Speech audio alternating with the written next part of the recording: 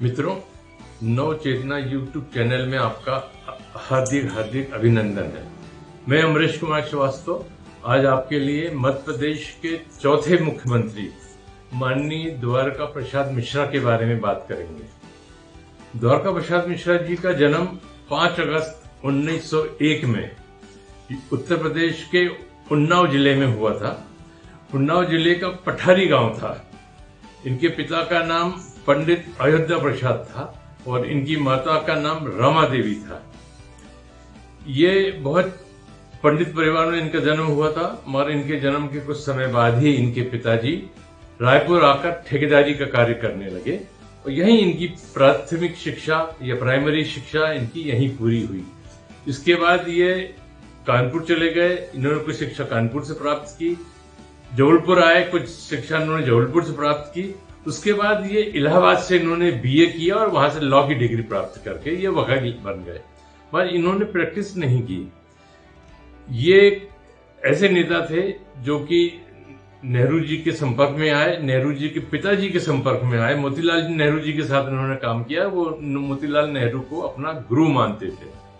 मोतीलाल नेहरू जी के संपर्क में आने के बाद और गांधी जी के भी संपर्क में आने के बाद इन्होंने स्वतंत्रता संग्राम सेनानी होकर स्वतंत्रता संग्राम में भाग लिया।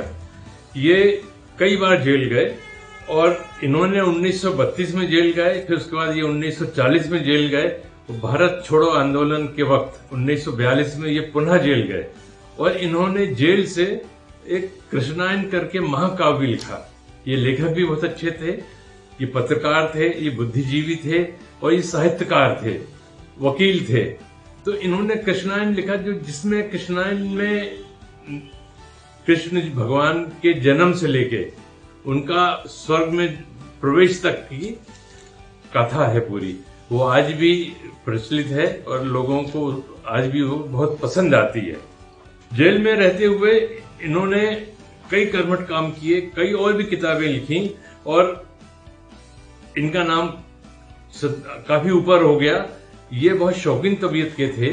इनको सिगरेट पीने का शौक था। इनके हाथ में हमेशा एक सिगरेट हुआ करती थी।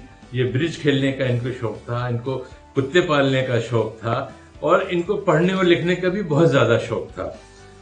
1937 और 1946 में ये केंद्रीय प्रांतों के महामंत्री रहे और इन्होंने अपनी खुद की आत्मकथा लिखी, इंग्लिश में लिखी।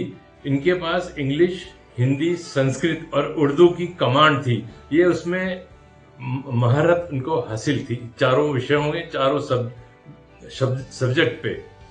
इन्होंने अपनी जो आत्मकथा लिखी उसका नाम था लिविंग इन एरा, जिसमें उन्होंने 20वीं सदी का पूर्ण वर्णन किया है। अपनी लाइफ का, अपनी जिंदगी का पूरा वर्णन किया। अंग्रेजी, हिंदी और संस्कृत में इसका अनुवाद भी बाद में किया गया। 1928 में लाहौर में जब लाला लाजपत राय जी की हत्या हुई अंग्रेजों द्वारा लाठीचार्ज में, तो इन्होंने एक संपादकीय लिखा। उस वक्त ये दैनिक लोकमत और मां शारदा मासिक में काम करते थे। ये उस वक्त उसके पत्रकार थे। इन्होंने जो संपादकीय लिखा वो मोतीलाल नेहरू जी को बहुत पसंद आया और उन्होंने कहा कि इतनी अच्छी संपादकीय तो कोई वकील भी नहीं लिख सकता था, जबकि ये खुद ही वकील थे। और उससे ये उनके करीब आए और मोतीलाल नेहरू को ये अपना गुरु मानने लगे। कांग्रेस के सक्रिय सदस्य होने के बाद भी इनका जवाहरलाल नेहरू जी से मेल नहीं खाता था और उसके कारण इन्होंने 13 साल वनवास भी भोगा, क्योंकि जवाहरलाल नेहरू इनको पसंद नहीं करते थे कई मामलों में। इसलिए इन्होंने एक बार फिर कांग्रेस छोड़ दी। उसके बाद 1962 में ये पुनः कांग्रेस में आए, इंदिरा जी की मेहरबानी से, क्योंकि इंदिरा जी से इनका तालमेल ठीक था। इंदिरा जी ने इनके कार्य से प्रसन्न थी, इनको पसंद करती थी। तो ये फिर से कांग्रेस में आए और इन्होंने काम शुरू किया। मंडलोई जी के बाद इनको मुख्यमंत्री बनाया गया। 30 सितंबर 1963 में से लेके 8 मार्च 1967 तक ये पहले बार मुख्यमंत्री बने और उसके बाद दूसरी बार चुनाव के हो जाने के बाद 9 मार्च 1967 से 29/7/1967 तक 29 जुलाई 1967 तक ये मुख्यमंत्री रहे। और इन्होंने सुचारू रूप से काम किया और क्योंकि ये बहुत तेज थे, कड़क थे, डिसिप्लिन वाले थे, इनकी कई खूबियां थी और इनके साथ कई विवाद भी जुड़े रहे। ये एक तो सिगरेट बहुत पीते थे। इन्होंने एक अलग पार्टी बनाई क्योंकि इनकी नेहरू जी से नहीं पड़ती थी, इन्होंने कांग्रेस छोड़ दी थी। इनकी पार्टी का जो नाम था वो था भारतीय लोक पार्टी। और उस चुनाव में ये जबलपुर, नागपुर और छिंदवाड़ा से चुनाव लड़े, मगर ये चुनाव हार गए। नाना नायडू करके इनका एक ड्राइवर हुआ करता था। ड्राइवर इनका बहुत मूल्य का था, विश्वसनीय था। कोई भी उटपटांग काम करने के लिए या कोई भी जवाबदारी का काम करने के लिए ये उसको बोला करते थे। इनके पास एक महिला आई, उसने बोला मेरी 15 साल की लड़की 2 दिन से लापता है। उसका नाम हसीना बानो था और उसने सीधा सीधा आरोप लगाया कि आपका जो ड्राइवर है ये लेके उसको भगा है। बड़ा हल्ला मचा, बड़ा विवाद हुआ, पेपरबाजी हुई और इनको बड़ी ग्लानि हुई कि मेरे रहते हुए इस तरीके से कांड हुआ है। फिर इन्होंने दबाव देके उसको सिलेंडर कराया और जब ड्राइवर आया तो उसने बोला कि हम लोगों ने विवाह कर लिया है, ये मेरी पत्नी है।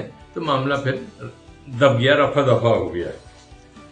उस वक्त की बात है जब अर्जुन सिंह यूथ कांग्रेस में हुआ करते थे। पचमढ़ी में एक यूथ कांग्रेस का सम्मेलन चल रहा था, ये भी मंच पे बैठे थे और कांग्रेस के सभी दिग्गज उस वक्त उस सम्मेलन में बैठे थे। इन्होंने इत्तेफाक से रजवाड़ों पे कुछ हमला किया। राजमाता सिंधिया बिल्कुल आगे की पंक्ति में बैठी थी। इन्होंने बोला कि जो राजे महाराजे हैं ये लोकतंत्र के पक्षधर नहीं हैं, ये कभी कांग्रेस के पक्षधर नहीं हो सकते हैं। हमने कांग्रेस में आने के लिए किसी को रोका नहीं, मगर इनको आगे बढ़ाना कांग्रेस के लिए और देश के लिए कभी ठीक नहीं हो सकता, नहीं होना चाहिए।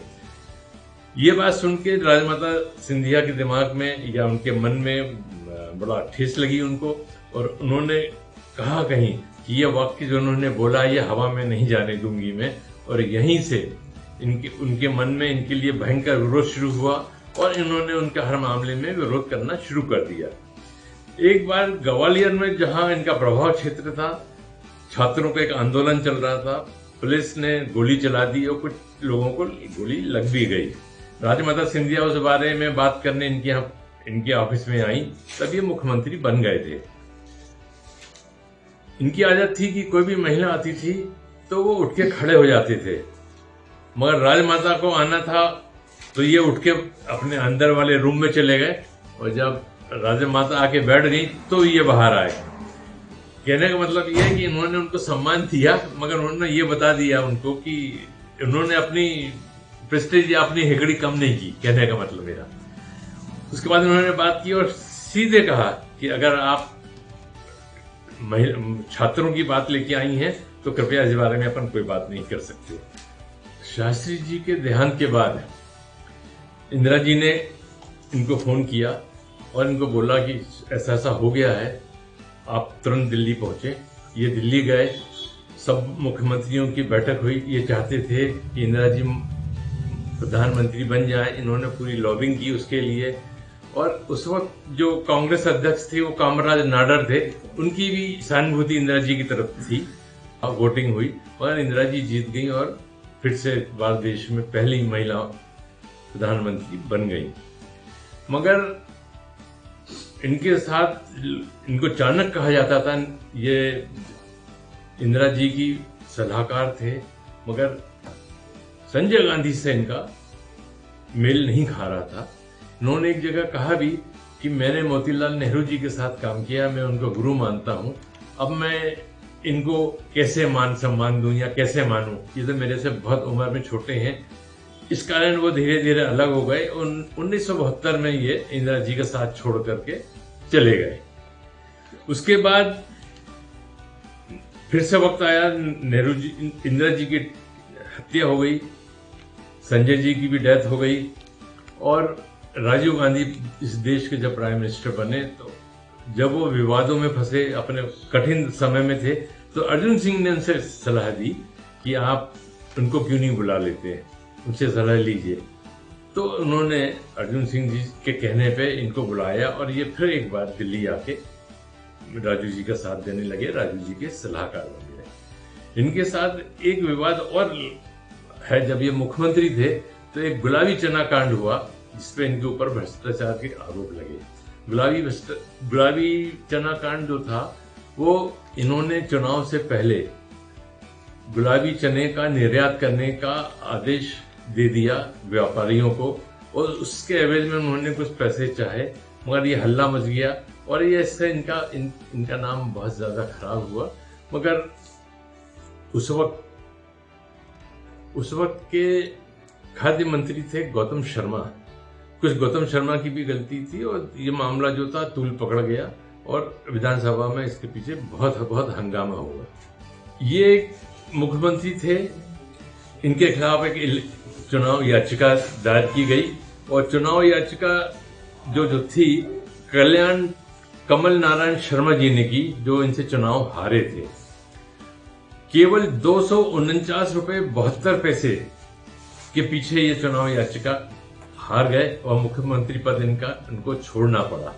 हुआ ये कि इनके ऊपर जो चार्ज था वो ये था, इनके ऊपर जो आरोप था वो ये था कि इन्होंने 249 रुपए 72 पैसे अपने चुनाव में ज्यादा खर्च किए हैं, और ये जबलपुर हाईकोर्ट से सिद्ध हो गया और इनको 6 साल के लिए राजनीतिक जीवन से इनको संन्यास लेना पड़ा। ये चुनाव नहीं लड़ सकते थे 6 साल।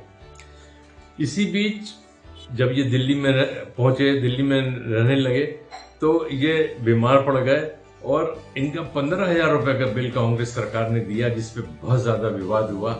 ये बहुत ज्यादा दुखी हुए और इन्होंने कहा कि ये पेमेंट मेरी तनख्वाह से काट लिया जाए। इस सब के बावजूद भी 13 मई 1988 में इन्होंने दिल्ली में अंतिम सांस ली और एक विद्वान देश का देशभक्त, एक स्वतंत्रता संग्राम सेनानी ने हमेशा के लिए आंखें बंद कर ली।